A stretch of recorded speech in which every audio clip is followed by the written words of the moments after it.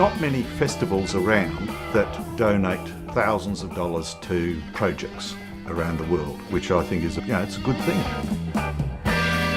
My name's Hamish Skirmer. We're here on the creek flats of Biliano, which is our family property, which is just outside the township of Eldorado, between Wangaratta and Beechworth in northeast Victoria. We've lived up here since 1983. My folks moved up here out of Melbourne, and it was the greatest thing that they ever did for us to bring us from the city to this glorious country. Folk Rhythm and Life has been going since 1996, so that's 17 years. We did 11 years straight, from 96 to 2006. And then we've had 07, 09 and 011 as break years. So we've got the festival again this year. So I think it's the 14th festival in 17 years. Our inspiration or our commitment is to develop initiatives and initiate developments that concern community, environment and the arts.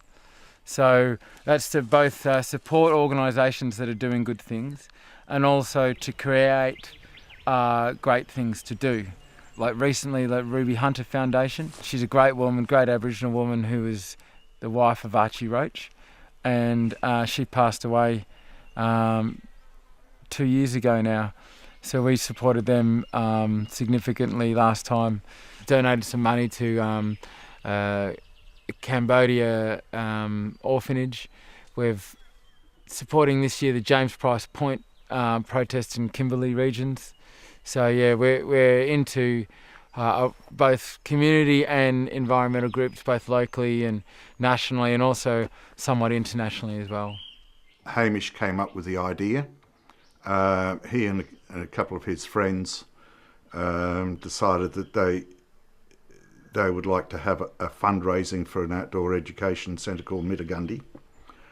And the idea was that we just have a small meeting here. I was a young person at Mittagundy, or had been through Mittagundy, and we'd organised a group of young people, same age, around 15, 16, to come and help build the main stage of the festival. So the Mittagundy crew came here and built the bottom stage over a very wet week.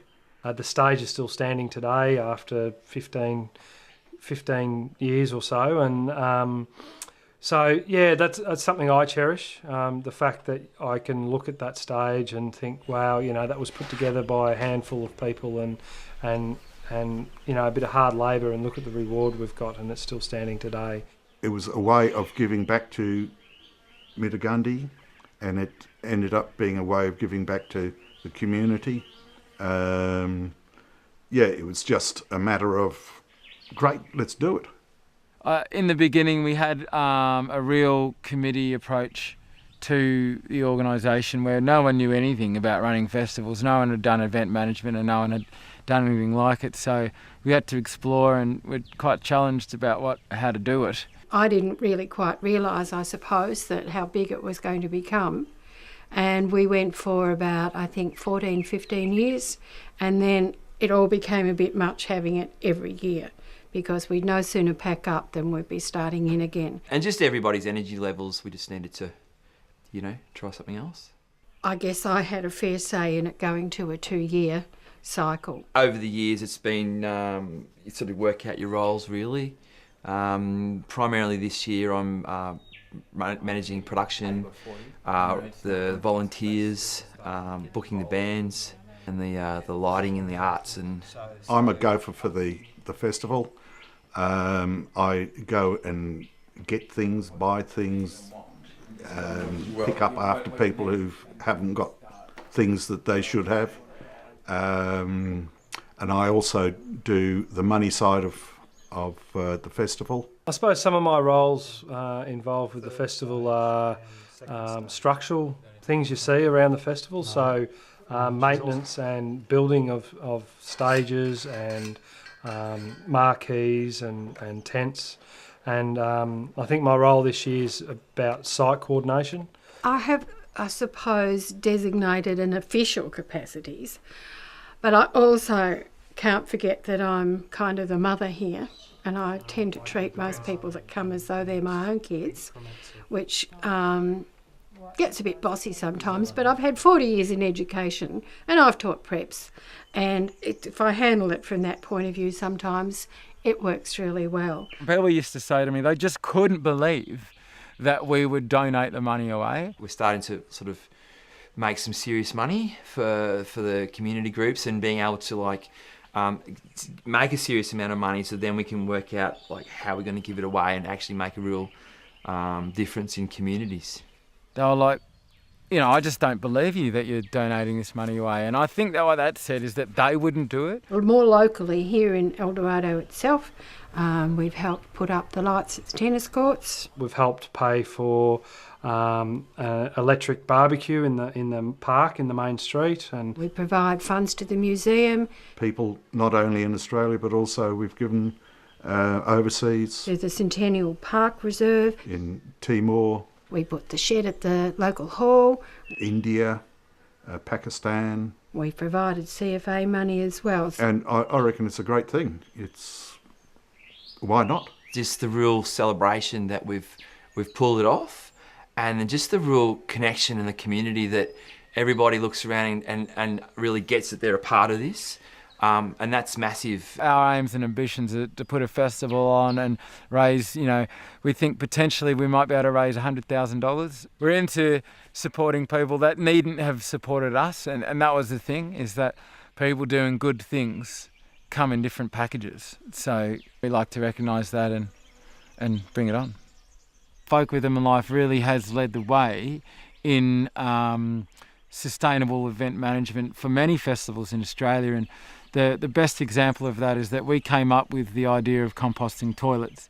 We designed a system that was we used to crap in a hole, and now we designed a system that was a movable hole. So it's a short drop toilet which actually uses a wheelie bin as a collection vessel. It becomes a valuable resource when you reuse it.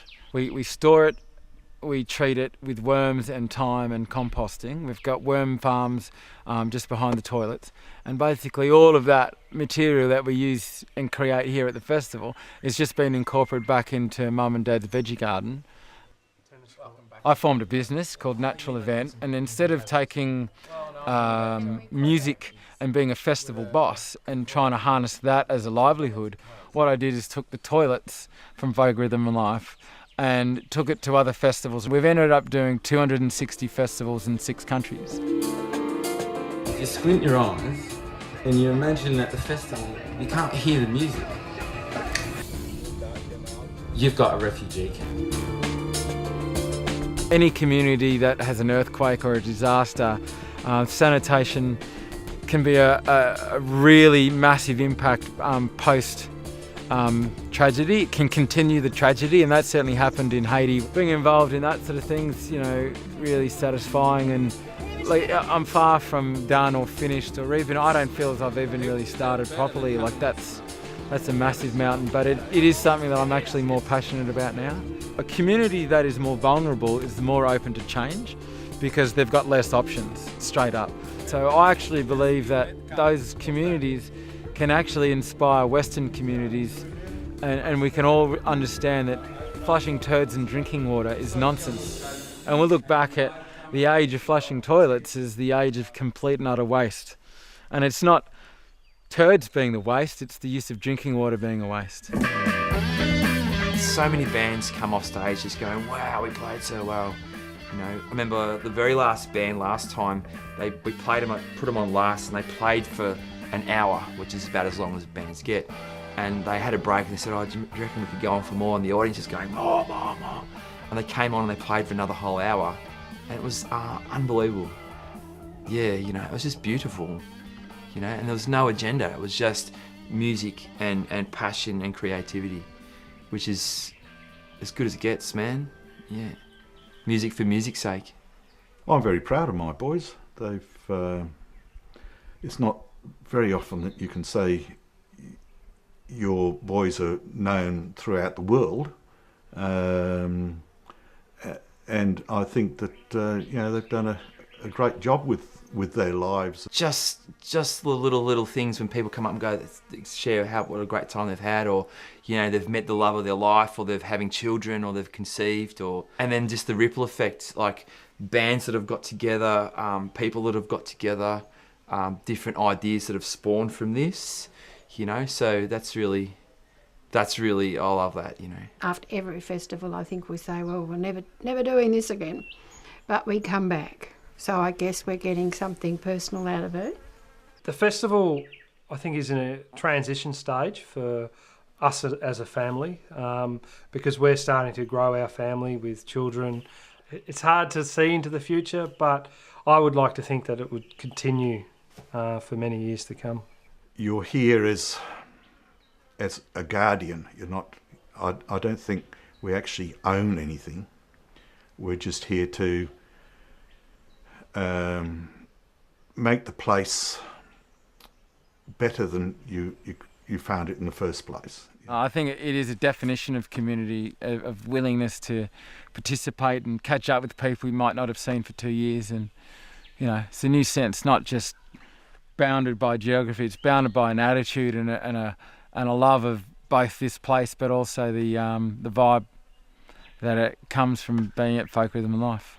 We don't have a succession plan. We haven't really spoken about what happens when it's too much for Mum and Dad, but I'd be really, really, really determined to keep it in the family and do whatever I could to make that happen, and have my kids grow up here would be great.